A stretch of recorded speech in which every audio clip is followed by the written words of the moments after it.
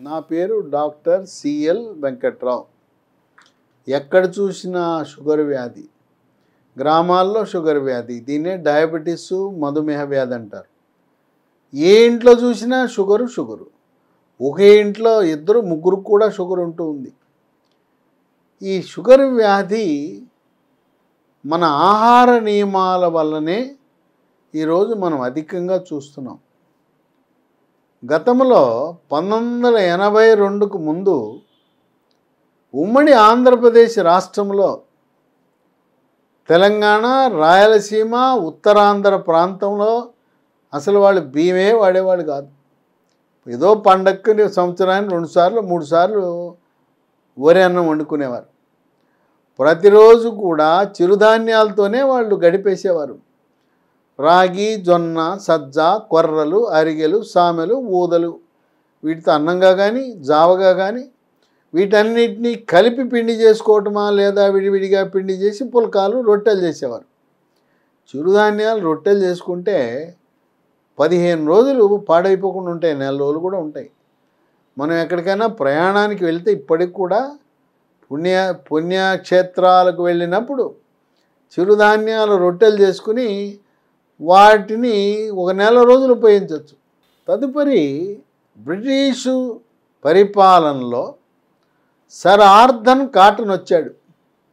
ఆయన గోదావరి నదిపై ధవళేశ్వరం వద్ద ఒక బ్యారేజ్ కట్టాడు.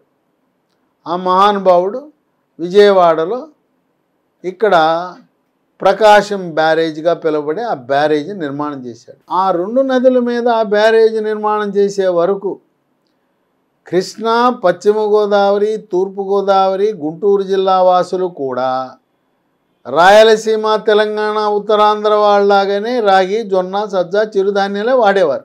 కాటను రంగంలో దిగి సాగునీరు అందించడం ప్రారంభించిన తర్వాత వరి పంట విస్తృతంగా పండటం వల్ల కృష్ణా, గుంటూరు, తూర్పుగోదావరి, పశ్చిమ గోదావరి 4 జిల్లాల వాళ్ళు వరి అన్నం తినడం ప్రారంభించారు.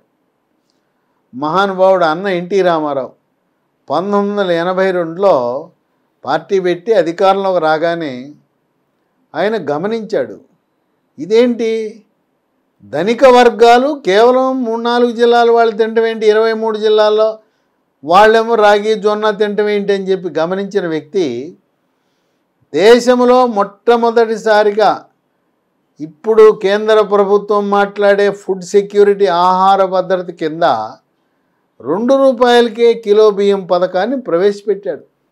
ఎందుకంటే అది రాయలసీమలో వరి పండేది కాదు, తెలంగాణలో వరి పండేది కాదు, ఉత్తరాంధ్రలో వరి పండేది కాదు. అందువల్ల ఆయన ఈ 2 రూపాయల కిలో బియ్యం పథకం ప్రారంభించిన తర్వాత రాష్ట్రంలో అందరూ బియ్యం తినటం ప్రారంభించారు. ఆయనకి తెలవదు ఆ బియ్యం తినటం వల్ల షుగర్ వస్తుందని, మహానుభావుడికి తెలవదు. తెలిస్తే ఆ పథకమే పెట్టేవాడు కాదు. దాని బదులుగా ఆయన కూడా రాగి, జొన్న, సజ్జ, కొర్రలు, చిరుధాన్యాలే కిలో ఇమ్మని చెప్పేవాడు. ఉత్తర భారతదేశంలో వాళ్ళు కూడా గోధుమలు ఈ రోజున ఆహార భద్రత కింద మోదీ కోవిడ్ వచ్చిన తర్వాత 2020వ సంవత్సరం నుంచి 10 ఏళ్ల పాటు ఉచితంగా మనిషికి 5 కేజీలు గోధుమలు ఉత్తరాదిన, దక్షిణాది రాష్ట్రాల్లో 5 కేజీల బియ్యం మనిషికి ఉచితంగా ఇస్తున్నారు. ఈ విచక్షణారహితముగా బియ్యము వాడకం. తర్వాత అప్పట్లో గతంలో ఏం బియ్యం వాడేవారు, అప్పుడు కొంచెం పట్టు తక్కువ ఉన్న బియ్యం, తౌడు ఉండేది దాని మీద. ఇప్పుడు తెల్లగా మల్లెపువ్వుల్లా ఉండే బియ్యం వాడుతున్నారు, తౌడంతా పోతుంది. కనుక ఈ బియ్యము వాడటం వల్ల దక్షిణాది రాష్ట్రాలలో షుగర్ వ్యాధి పెరిగిందని వైద్య పరిశోధనలు వెల్లడిస్తూ ఉన్నాయి. ఇంకోటి ఏంటంటే కాయ కష్టం చేసేవారు, ఇప్పుడు యంత్రాలు వచ్చేసినాయి. యంత్రాలు రావటం వల్ల ఇంతకుముందు నాగలు ఉండేది, మరి నడిచేవారు, లేదంటే సైకిల్. ఇప్పుడేముంది, స్విచ్ నొక్కితే బైకు, పొలం గట్టు దాకా బైకు, పొలం గట్టు దాకా కారు, అన్నీ యాంత్రీకరణ. ట్రాక్టర్లు వచ్చేసినాయి. తర్వాత బరువు ఈ రోజున 25 కేజీలు దాటి మోసేవాడు ఎవరో మొనగాడు లేడు. ఒకానొకప్పుడు 75 కేజీల బస్తా తల మీద పెట్టుకుని మోసేవారు. ఇప్పుడేముంది, బస్తాలని లేపటానికి మిషన్లు వచ్చినాయి, లారీ మీద పెట్టడానికి మిషన్లు వచ్చినాయి, ఎగుమతికి దిగుమతికి మిషన్లే చేస్తున్నాయి. అందువల్ల మనిషి యొక్క సామర్థ్యం తగ్గిపోయింది. పొలం వెళ్ళాలంటే ఇంతకుముందు వ్యవసాయ కూలీలు ఇంటి దగ్గర నుంచి గ్రామం నుంచి నడిచి పొలానికి 2-3 కిలోమీటర్లు 4 కిలోమీటర్లు నడిచేవారు. వాళ్ళు నడిచేది లేదు, ఆటో ఎక్కుతున్నారు, ట్రాక్టర్ ఎక్కుతున్నారు, ట్రాక్టర్ ఎక్కి అక్కడ గట్టు మీద దిగుతున్నారు. అంటే శారీరక శ్రమ తగ్గటం వల్ల కూడా షుగర్ వ్యాధి అధికంగా వస్తుందని వైద్య పరిశోధనలు వెల్లడిస్తున్నాయి. ఇప్పుడు వరెన్నం మానేసి కొంతమంది తెలవక గోధుమలు తింటున్నారు.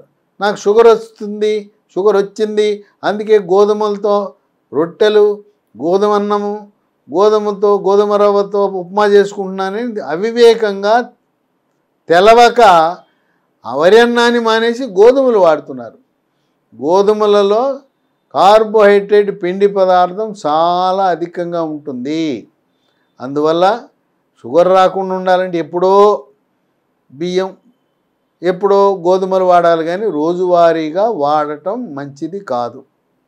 లేదు బియ్యం వాడాలనుకుంటున్నారు, బ్రౌన్ రైస్, బ్లాక్ రైస్, దంపుడు బియ్యం, ఉప్పుడు బియ్యం. కేరళ రాష్ట్రంలో ఆనాటి నుంచి ఈనాటి వరకు కూడా వాళ్ళు వాడేదే ఉప్పుడు బియ్యం. ఉప్పుడు బియ్యం ఆరోగ్యానికి మంచిది. దంపుడు బియ్యం అప్పుడు రోకళ్ళు పెట్టి రోళ్లలో దంచేవారు. ఆ దంపుడు బియ్యం తిన్నంతకాలం అసలు మనకు అనారోగ్యమే లేదు. తర్వాత రైతులు వడ్లు రైస్ మిల్లుకి పట్టుకెళ్ళి అక్కడి నుంచి రైసు మిల్లు అద్దెకి ఆడించుకుని వడ్లు ఆడించుకుని బియ్యం తెచ్చుకునేవారు. ఇప్పుడు రైతులు వరి పండించే రైతులన్నీ అమ్మేసి షాపులో కొనుక్కొచ్చుకుంటున్నాడు. అందువల్ల మన యొక్క అలవాట్ల యొక్క మార్పు. అంతేకాకుండా నడకపోయింది, అసలు సైకిళ్ళే కనపడటం లేదు, అందరూ బైక్ ఎక్కేస్తున్నారు. కాస్త దూరం నడవకుండా ప్రతిదానికి బైక్ ఎక్కేస్తున్నారు. శారీరక వ్యాయామం తగ్గటం షుగర్ వ్యాధి పెరగటానికి కారణమైంది. షుగర్లో 2 రకాలు ఉన్నాయి. ఒకటి చిన్న వయసులోనే వచ్చే షుగరు, దాన్ని టైప్ 1 డయాబెటీస్ అంటారు. ఇది వంశపారంపర్యంగా వస్తుంది. ఊయలలో ఉన్న పసికందుకు కూడా రావచ్చు, వాళ్ళు సన్నగా ఉంటారు. ఈ టైప్ 1 డయాబెటీస్ అదృష్టవశాత్తు కేవలం షుగర్ వ్యాధి ఉన్న వాళ్ళందరినీ మనం చూస్తే వాటిలో 10% మందికే టైప్ 1 అనే డయాబెటీస్ వస్తుంది. అధిక శాతం 90% టైప్ 2 డయాబెటీస్ వస్తుంది. ఇది 40 ఏళ్ళు దాటిన తర్వాత. బరువు అధికంగా ఉన్నవారికి టైప్ 2 డయాబెటీస్ వస్తుంది. మనం ఎప్పుడైనా కొన్ని అనుమానాలకు దారితీస్తుంది షుగర్ ఉందా లేదా అని. తరచూ ఒంటి మీద పొక్కులు, గొల్లలు, గజ్జి, తామర వస్తుంటే షుగర్ ఉందా లేదా పరీక్ష చేయించుకోండి. కంటి రెప్పల మీద కురుపులు వస్తుంటాయి, వీటిని మనం ఆశ కురుపులు అంటాం. ఎవడికో ఏదో ఆశ పెట్టావు, అది తీర్చలేదు, అందుకే ఆశ కురుపులు వచ్చినాయి అంటారు. తరచూ మహిళలకు, పురుషులకు మూత్రంలో చీము కణాలు, మూత్ర విసర్జన చేస్తే మంట, చురుకు, నొప్పి. మహిళల్లో తెల్లబట్ట. సాధారణంగా ఏదైనా గాయమైతే వారం రోజుల్లో నయం అవ్వాలి. 2 వారాలైనా గాయం నయం అవ్వకపోతే షుగర్ ఉందా పరీక్ష చేయించుకోండి. షుగర్ కూడా పరగడుపున ఏమీ తినకుండా చేయించుకున్న షుగరే ప్రామాణికము. దాన్ని ఫాస్టింగ్ బ్లడ్ షుగర్ అంటారు. ఈ రోజున ఎవరికైనా మీకు షుగర్ వస్తే షుగర్ రాగానే మందులు వాడాల్సిన అవసరం లేదు. డాక్టర్ ఏమంటాడు, ఆయన ప్రిస్క్రిప్షన్ ప్యాడ్ మీద పైనుంచి కిందాక రాసేస్తాడు, వాడమంటాడు. అవసరం లేదు. మన ఆరోగ్యం మన చేతిలో ఉంది. అమెరికాలో, బ్రిటన్లో వైద్య పరిశోధనలు జరిపారు. షుగర్ ఉన్నంత మాత్రాన ట్యాబ్లెట్లు వాడవలసిన అవసరం లేదు. వాళ్ళు చెప్పింది ఏంటంటే బరువు తగ్గమన్నారు, ఆహార నియమాలు మార్చుకోమన్నారు, వరెన్నము, గోధుమలు మానేసి చిరుధాన్యాలు వాడమన్నారు, కూల్ డ్రింక్స్ తాగకూడదు, స్వీట్లు మానేయాలి. మన ఇంట్లో కూడా పంచదార వాడకం బదులుగా బెల్లం కూడా నల్ల బెల్లం, ఇంకా మంచిది తాటి బెల్లం. ఒకవేళ మీకు షుగర్ వస్తే బెల్లం కూడా వాడకూడదు. మనము కాఫీ టీల్లో కూడా షుగర్ బదులుగా బెల్లం, చెరుకు బెల్లం కానీ తాటి బెల్లం కానీ వాడటం మంచిది. కనుక షుగర్ వచ్చిందని బాధపడద్దు.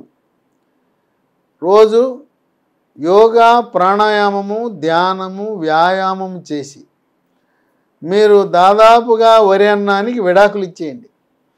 అట్లాగే ఉత్తరాదిలో నివసిస్తున్న వారు గోధుమలకు విడాకులు ఇచ్చేయండి. మీరు చిరుధాన్యాలకు అలవాటు పడండి. జావ తాగండి, రొట్టెలు తినండి, లేదు అన్నం తినండి. ఇప్పటికీ కూడా చిత్తూరు, అనంతపురం జిల్లాకు వెళ్తే వాళ్ళు రాగి ముద్దను తయారు చేస్తారు, బ్రహ్మాండంగా ఉంటుంది. రాగి ముద్దలో మజ్జిగ, లేదు రాగి ముద్దలో చేపల పులుసు చేసుకుని తిన్నారా, బ్రహ్మాండం. రాగి ముద్దలో చికెన్ పులుసు వేసుకుంటే చాలా బాగుంటుంది. ఆ విధంగా షుగర్ ఉన్నదని కుంగిపోకుండా, మీరు ఏమాత్రం ఆందోళన చెందకుండా, మందులు లేకుండా, ఈ మందులు డాక్టర్లు రాసిన వాళ్ళ షాప్కి వెళ్ళి కొనుక్కురమ్మంటాడు, రాసి నాకు చూపించమంటాడు.